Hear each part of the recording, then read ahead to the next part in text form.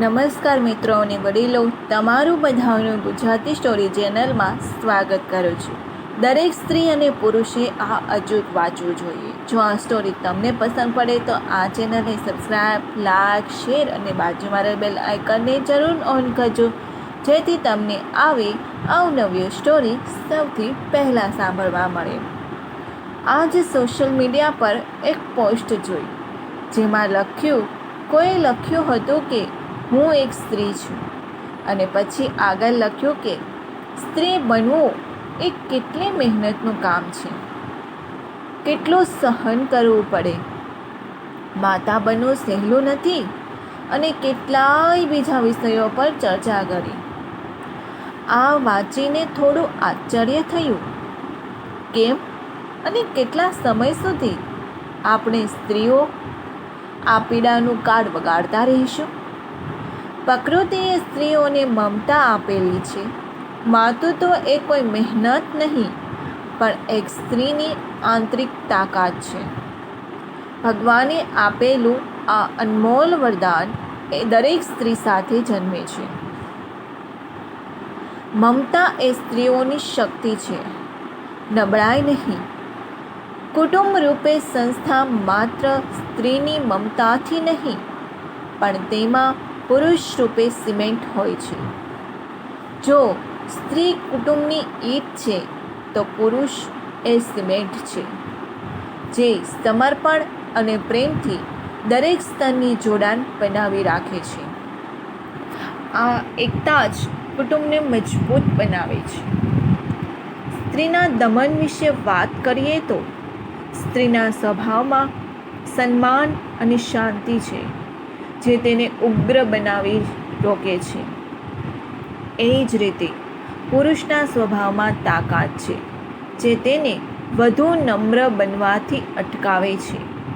પરંતુ બંને એકબીજાના પરિપૂર્ણ છે. એક વગર બીજું અધૂરું છે.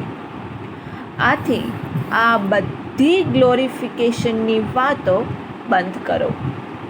ન તો કોઈ બલિદાન છે અને ન તો કોઈ દમન કરનાર. બંને છે, તેથી જ બધું સંપૂર્ણ છે. એકને માન આપવા માટે બીજાનું અપમાન ન કરો. બંનેને સન્માન આપો, કારણ કે સાથે રહીને જ જીવન સંપૂર્ણ બને છે. દરેક સંબંધ આપસી સહકાર અને સન્માનથી જ ચાલે છે. સ્ત્રીઓને નબળા અથવા શોષિત રૂપે જોવાનો અભિગમ બંધ કરવાનો સમય આવી ગયો છે. આજની સ્ત્રી સ્વતંત્ર છે, આત્મવિશ્વાસી છે અને પોતાના અધિકારો અને જવાબદારીઓથી પરિચિત છે. સ્ત્રીઓએ પોતાનું ઉદ્ઘાટન માત્ર અન્યની દયા અથવા સહાનુભૂતિ પર નિર્ભર રાખીને નહીં, પણ પોતાના પ્રયત્નો અને શક્તિ દ્વારા કરવું જોઈએ. સમાજમાં પ્રગતિ કરવા માટે સ્ત્રી અને પુરુષ બંનેનું સમાન યોગદાન હોવું જરૂરી છે. જો આપણે ખરેખર સમાનતા અને ન્યાયની વાત કરીએ, તો સ્ત્રી અને પુરુષને એકબીજાની તુલનામાં મૂકવા કરતાં એકબીજાના સાથીદાર તરીકે જોવા જોઈએ. બંનેને પોતાનું સ્થાન અને મહત્ત્વ છે. આજના યુગમાં સ્ત્રીઓ દરેક ક્ષેત્રમાં પુરુષો સાથે ખંભે ખંભા મિલાવીને આગળ વધી રહી છે. ઘરની બહાર નીકળીને પોતાની ઓળખ બનાવી રહી છે.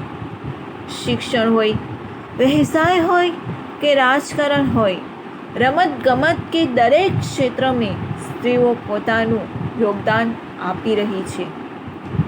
અંતે આપણે યાદ રાખવું જોઈએ કે સ્ત્રી અને પુરુષ કોઈ સ્પર્ધા માટે નથી બન્યા. તેઓ એકબીજાના પરિપૂર્ણ છે. એકબીજાના સહયોગથી જ સમાજ અને પરિવારનું ભવિષ્ય ઉજ્જવળ બની શકે છે. આથી સ્ત્રી અને પુરુષ બંનેનો સન્માન કરવો જોઈએ અને એકબીજાને સમાન તક આપવી જોઈએ. જો આ સ્ટોરી તમને પસંદ પડી હોય તો આ ચેનલને સબસ્ક્રાઈબ, લાઈક, શેર અને કમેન્ટમાં અભિપ્રાય જરૂર આપજો. ખાસ કરીને તમારા મિત્રો સાથે જે શરૂ કરજો. સાંભળવા માટે તમારા બધાનો ખૂબ ખૂબ આભાર વ્યક્ત કરું છું.